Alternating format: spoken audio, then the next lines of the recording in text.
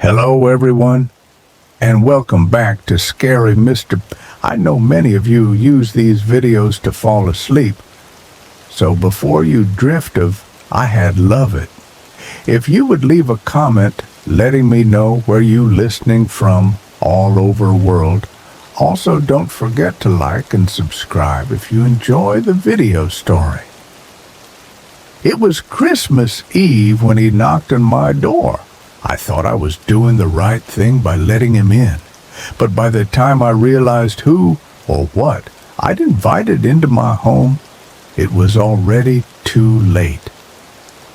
I live in a small, isolated cabin tucked deep in the mountains of Colorado. It's the kind of place where winters are brutal and the roads are often buried under snow. Perfect for someone like me. Someone who enjoys solitude, especially around the holidays. That year, Christmas Eve had come with a snowstorm so fierce I couldn't see more than a few feet out my window. The wind howled like a wild animal, rattling the shutters and piling snowdrifts against my door. I was curled up on my couch with a blanket and a mug of hot cocoa, watching the flames crackle in the fireplace. It should have been peaceful. But then came the knock. It was faint at first, barely audible over the storm. I thought maybe I'd imagined it. But then it came again, louder this time. 3 deliberate knocks. I froze. Who the hell would be out here in this weather? My nearest neighbor was at least 5 miles away, and no one ever visited me unannounced, let alone on Christmas Eve. I hesitated, my mind racing through all the possibilities. Maybe someone's car broke down. Maybe it was a hiker caught in the storm. I couldn't just leave them out there, right? Grabbing a flashlight, I opened the door. A man stood on my porch, hunched against the wind. He was wearing a heavy coat and a scarf that covered most of his face, but I could see his eyes, piercing and strangely glassy, like he wasn't entirely there. "Please," he said, his voice muffled by the scarf. "I'm lost. Can I come in? Just until the storm lets up?" Everything in me screamed not to let him in. There was something off about him, something I couldn't quite put my finger on. But the storm was relentless, and he looked half frozen. "All right," I said reluctantly, stepping aside. "Come in." As soon as he crossed the threshold, the temperature in the room seemed to drop. I chalked it up to the open door and shut it quickly, locking it behind me. The man didn't say much at first. He just stood there, dripping snow onto the hardwood floor, staring at the fire like he hadn't seen one in years.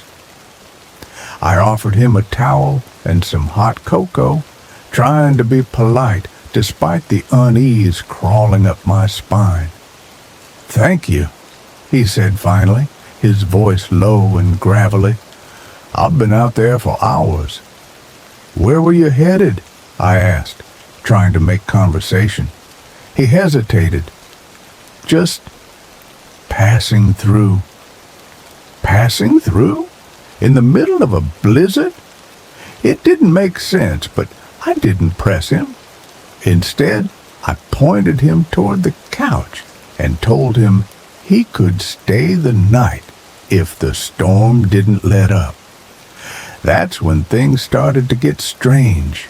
Around midnight, I woke to the sound of whispering. At first, I thought it was the wind, but as I sat up in bed, I realized it was coming from the living room. I crept down the hall, my heart pounding. The man was sitting on the couch, his back to me, muttering something under his breath. "Hey," I said, trying to keep my voice steady. "You okay?" He didn't respond. I moved closer, and that's when I saw it. His reflection in the window. Except it wasn't his reflection. The figure in the glass was grinning, its eyes black as coal, its mouth twisted into an unnatural smile. I gasped, and the man turned abruptly, his face pale and expressionless. "Is something wrong?" he asked. I shook my head, too scared to speak, and backed away to my bedroom. The next morning, he was gone. Or at least, I thought he was. The couch was empty, and the front door was slightly ajar, letting in a cold draft. Relieved, I shut the door and bolted it, telling myself I must have imagined the reflection. Maybe it was just a trick of the light, or my tired mind playing games with me. But then I noticed the footprints. They weren't heading out the door. They were coming back in. Panicked, I searched the entire cabin, but there was no sign of him, no sign of anyone. That night, I locked every door and window and sat by the fire with a kitchen knife in my lap. I told myself it was over, that he was gone for good, but as the hours passed, the feeling of being watched grew stronger. Shadows danced on the walls, stretching and twisting in ways that didn't match the flickering firelight. And then the whispers started again. This time, they were louder, clearer. Let me in. I didn't sleep that night. By dawn, I was ready to pack up and leave, storm or no storm. But as I opened the front door, I froze. There, in the snow, was a single word scrawled in blood. Stay. I slammed the door shut and called the police, but the storm had knocked out the phone lines. I was completely alone. Desperate, I started rummaging through the old boxes in the attic, looking for anything that might explain what was happening. That's when I found the journal. It belonged to the cabin's previous owner, and its pages were filled with frantic, almost illegible entries about a Christmas stranger. "He comes with the storm," one entry read. "You can't let him in. If you do, he'll never leave." That night, the power went out. The fire died in the hearth, and the whispers turned into laughter, low, guttural, and unrelenting. I barricaded myself in the bedroom, clutching the knife. But it didn't matter. The moment I turned off the lights, I saw him standing in the corner of the room, his face stretched into that same unnatural grin. "You let me in," he whispered.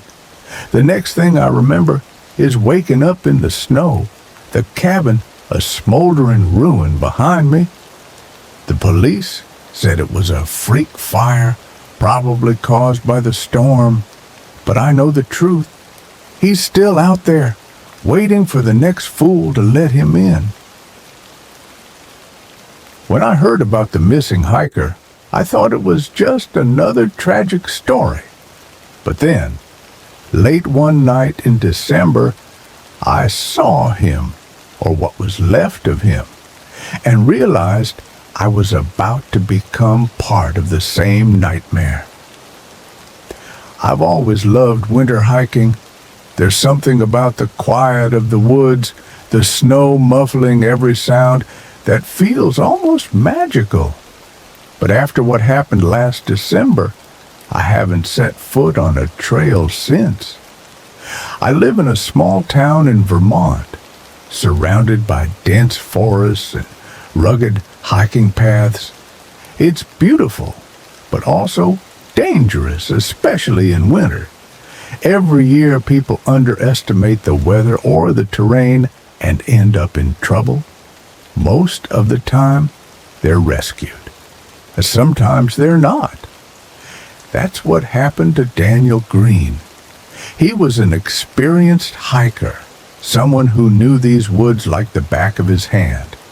But last December, he went out on a solo hike and never came back. They searched for weeks, but found nothing. No tracks, no gear, no body. It was like he'd vanished into thin air. I didn't know Daniel personally, but his disappearance shook the town. People stopped hiking alone, especially in the area where he'd last been seen. They said the woods felt off, like something was watching. I should have listened. It was a week before Christmas when I decided to hike the same trail where Daniel had gone missing. I wasn't trying to be reckless or disrespectful. I just wanted to see for myself. Maybe it was morbid curiosity, or maybe I wanted to prove that the woods weren't as dangerous as everyone said. The trail started off easy enough.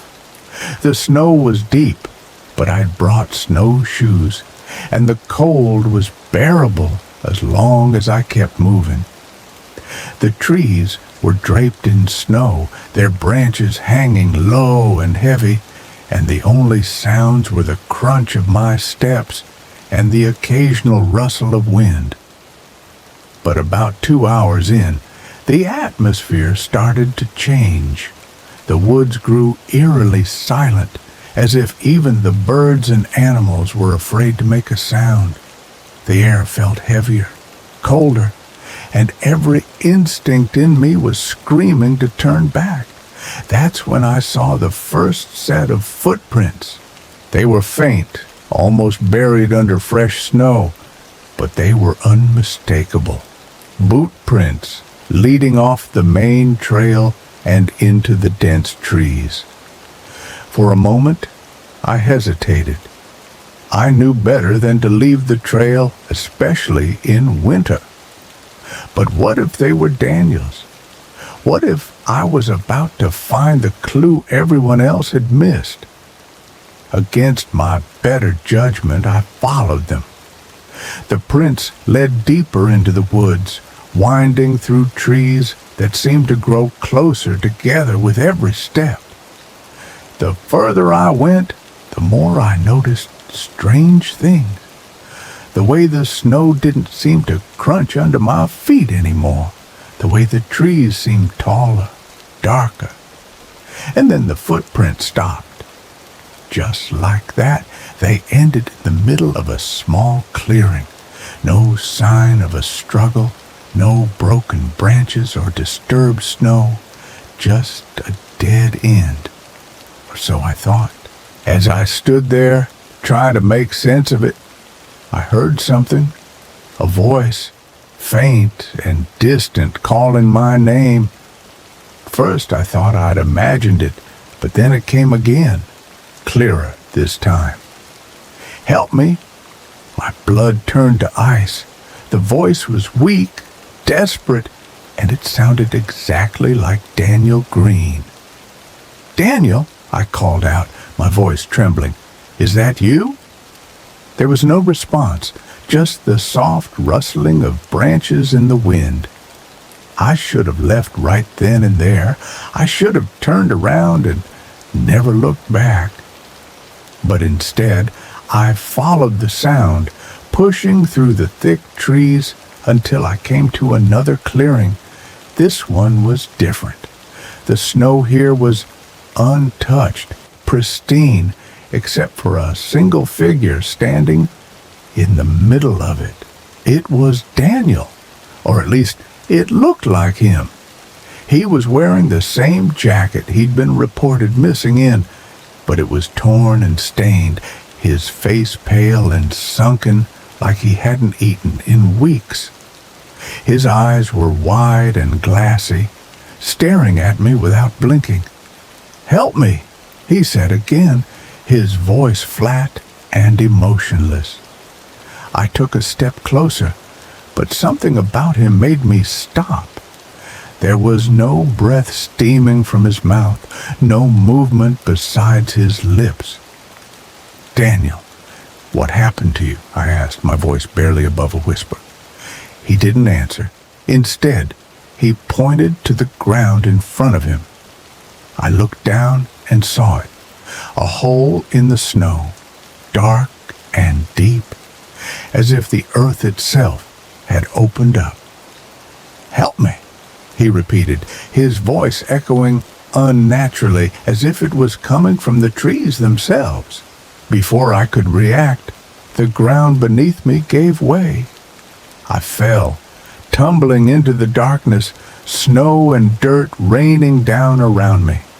When I finally landed, the air was so cold it burned my lungs, and the only light came from a faint, eerie glow somewhere in the distance. I wasn't alone. Shapes moved in the shadows, humanoid but wrong, too tall, too thin, their limbs bending in unnatural ways. Their eyes glowed faintly like embers, and their mouths twisted into jagged, predatory grins.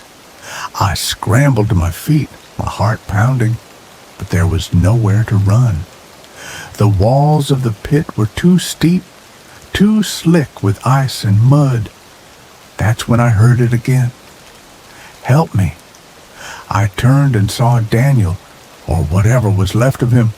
He was crawling toward me, his limbs jerking unnaturally, his mouth hanging open in a silent scream. I don't know how I got out. One moment I was trapped, surrounded by those things, and the next I was back in the woods, lying in the snow.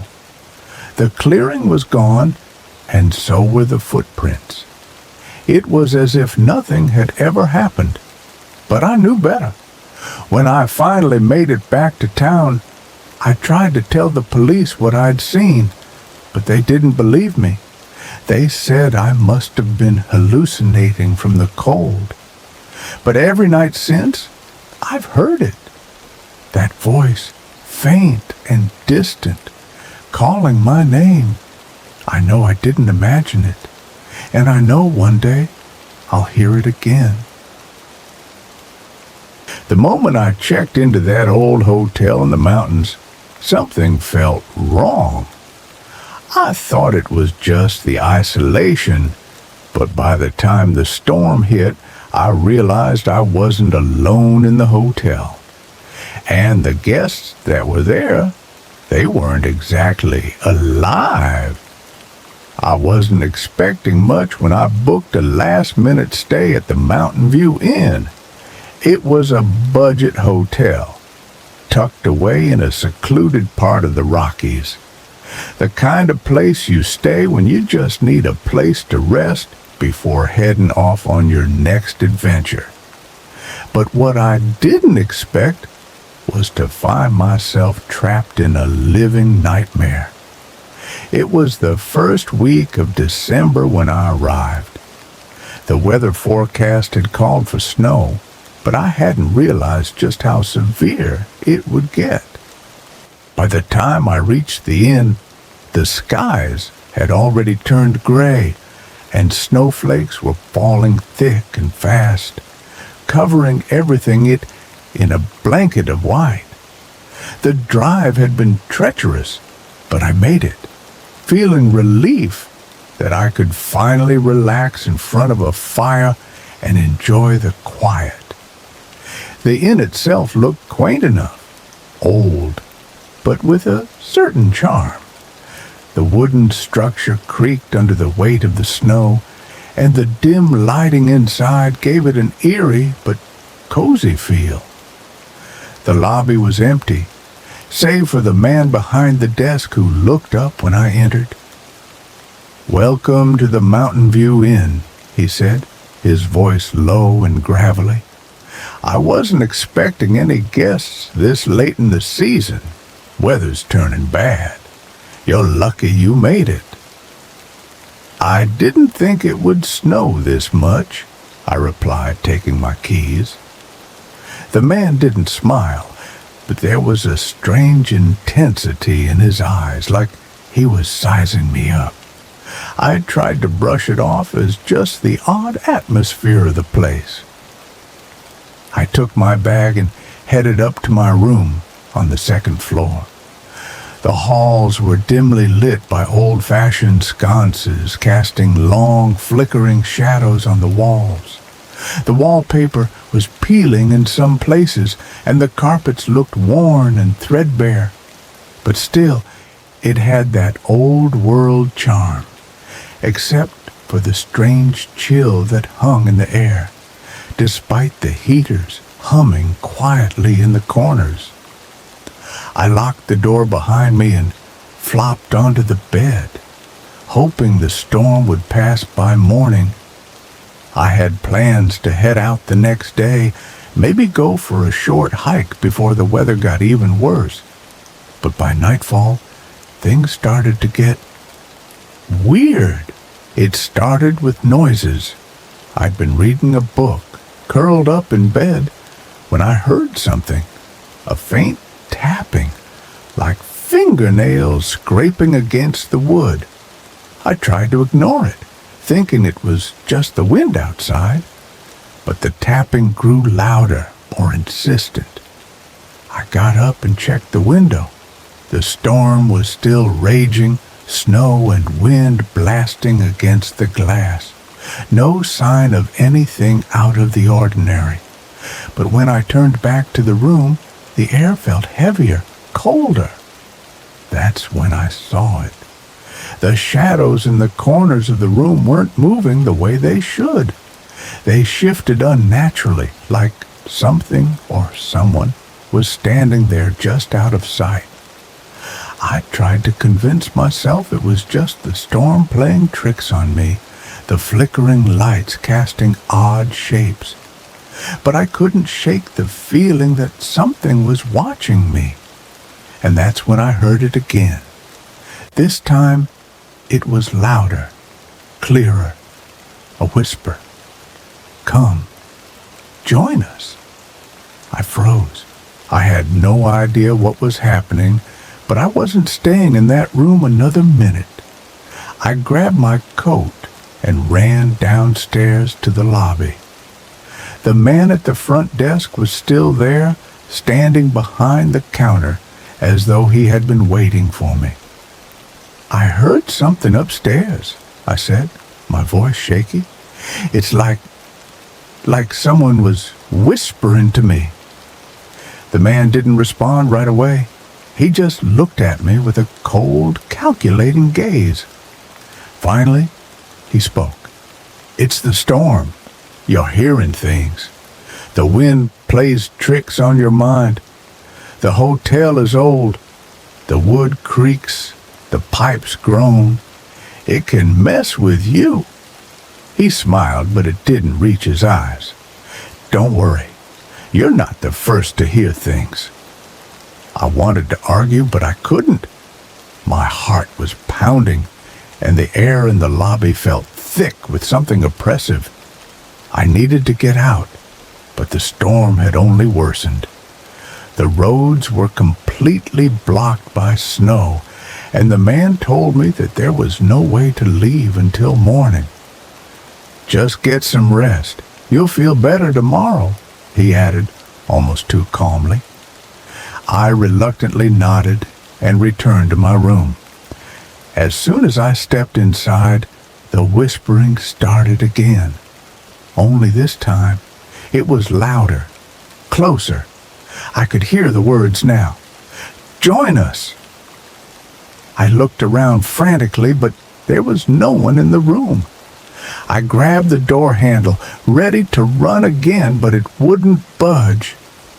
The door was locked from the outside. My breath caught in my throat. I wasn't alone. For hours I waited, too terrified to move, listening as the whispers grew louder. Eventually the voices stopped, and everything fell eerily silent. I didn't dare try the door again, too afraid of what might be waiting for me on the other side. Then, around midnight, I heard footsteps. I crept to the window and peered outside. The snow had completely buried the grounds, but the inn's dim lights illuminated a strange sight. Figures, ghostly figures, were walking across the yard, their faces blank, their movements stiff and unnatural. It wasn't the storm, it wasn't the wind. These were people, or what was left of them, moving toward the hotel. Terrified, I backed away from the window, but as I turned around, I saw them. The guests. They stood in the doorway of my room, their faces pale and expressionless, their clothes ragged, stained with blood and dirt. Their eyes were empty, black holes, like they had no souls left. The air turned icy cold as they moved closer, and then I realized what they were. They weren't alive, not anymore. I screamed and ran toward the door, but the hotel was now a maze. Every hallway seemed to stretch longer, the stairs leading to nowhere. I was trapped in a loop, running in circles, with the ghosts of the hotel following me, whispering those same words over and over. Join us. For hours I waited, too terrified to move, listening as the whispers grew louder. Eventually the voices stopped and everything fell eerily silent. I didn't dare try the door again, too afraid of what might be waiting for me on the other side. Then, around midnight, I heard footsteps. I crept to the window and peered outside. The snow had completely buried the grounds, but the inn's dim lights illuminated a strange sight. Figures, ghostly figures, were walking across the yard, their faces blank, their movements stiff and unnatural. It wasn't the storm, it wasn't the wind. These were people, or what was left of them, moving toward the hotel. Terrified, I backed away from the window, but as I turned around, I saw them. The guests. They stood in the doorway of my room, their faces pale and expressionless, their clothes ragged, stained with blood and dirt. Their eyes were empty, black holes, like they had no souls left. The air turned icy cold as they moved closer, and then I realized what they were. They weren't alive, not anymore. I screamed and ran toward the door, but the hotel was now a maze. Every hallway seemed to stretch longer, the stairs leading to nowhere. I was trapped in a loop, running in circles, with the ghosts of the hotel following me, whispering those same words over and over. Join us. I don't know how long I was lost in that place, but eventually I found myself standing in front of the lobby. The man behind the desk was still there, smiling as if nothing was wrong. His eyes, though, were empty, just like the others. "You're not going anywhere," he said softly. "Not until you join us." The door swung open, and the cold wind rushed in, sweeping the ghostly figures into the snow. They disappeared into the storm, and the man at the desk was gone too. I stumbled outside, gasping for breath. The snow had stopped, and the storm had passed. The hotel was gone, not a trace of it remained. I've been back to that town since, but I've never found the Mountain View Inn again. I don't know if I'll ever find it. But I do know this. I wasn't the first to experience it, and I won't be the last. If you ever find yourself in the mountains, and you see an old hotel in the distance, keep driving. Don't stop. I thought it was just a regular winter storm. But when the lights went out, I realized something was wrong. It wasn't just the power that had gone out. It was something much worse. I thought I was alone. I was wrong. I never thought I'd be the type of person who'd be caught in the middle of a real-life horror story. Sure, I'd seen the movies, read the books, and heard the stories about creepy events that happen when the power goes out. But when it happened to me, on a freezing December night, I realized how naive I'd been. It started innocently enough. The winter storm hit just after dinner. The wind picked up, howling outside my apartment, and the snow began to fall thick and fast. I'd been home alone that night, just me and my dog Charlie. I'd settled in to watch a movie, wrapped in blankets, with a warm cup of tea on the coffee table. There wasn't a worry in the world. The storm raged on for hours, and by 10 p.m., the snow was up to the windowsill. I could see the dim glow of streetlights barely piercing through the blizzard outside. My phone battery was running low, so I plugged it into the charger, figuring I'd need to stay connected just in case. That's when it happened. The lights flickered once, twice, and then went completely out. At first, I thought it was just the storm. After all, power outages weren't uncommon in this part of town during bad weather. But then, it hit me. My phone screen had gone black too. I picked it up, expecting the battery to be dead, but the device was warm and fully charged. That's when I felt it. The air had changed. A cold chill swept through the apartment. It wasn't just the storm creeping in through the windows. It felt like something else, something more sinister. I grabbed a flashlight and made my way through the apartment, checking the breakers. Everything seemed fine. No tripped circuits. The power was out, but there was no real explanation for it. The wind howled louder outside, rattling the windows, but inside, the silence was deafening. That's when Charlie started barking.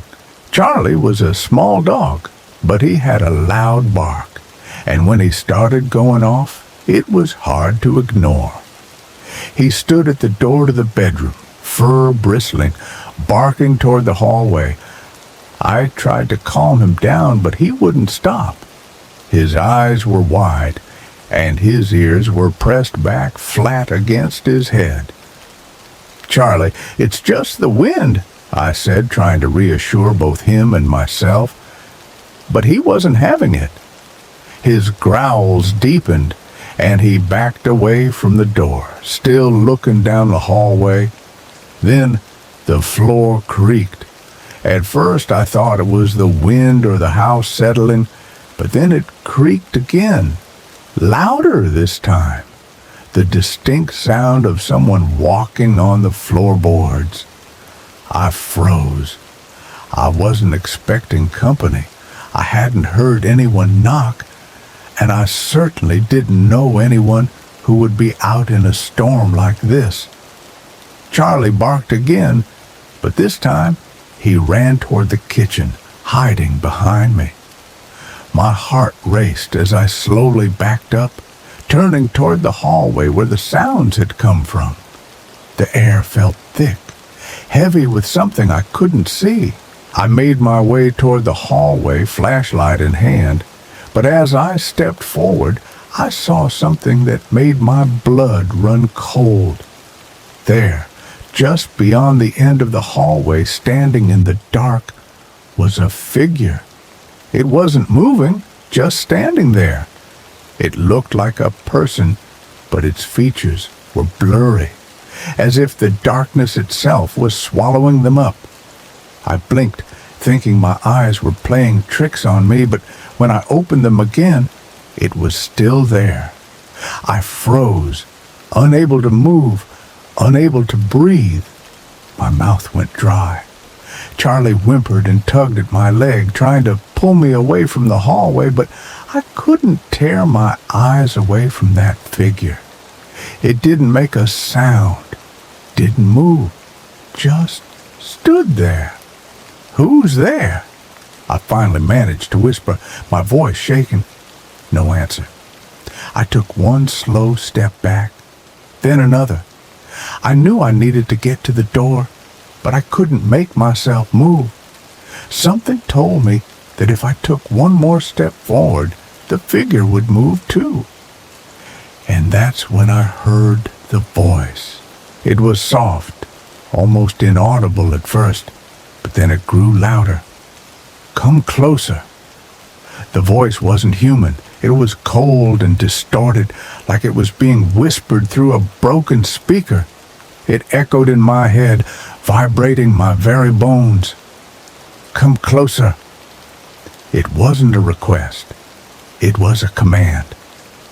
I turned around and bolted for the door. My hand shook as I fumbled with the doorknob, but the door wouldn't open. It was jammed. I pounded on it with all my strength, but it wouldn't give. The voice kept calling, and now I could hear footsteps behind me, faint and slow, getting closer with every breath. I whipped around to face the hallway again, my flashlight beam flickering, and I saw it. The figure was closer now, standing at the corner of the hallway, its dark, hollow eyes staring right at me, and it was moving. I couldn't think. My body moved on its own, and I scrambled across the living room, throwing furniture in front of me in an attempt to block the path.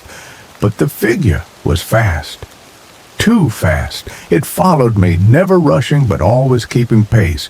No matter where I ran in that small apartment, it was right behind me.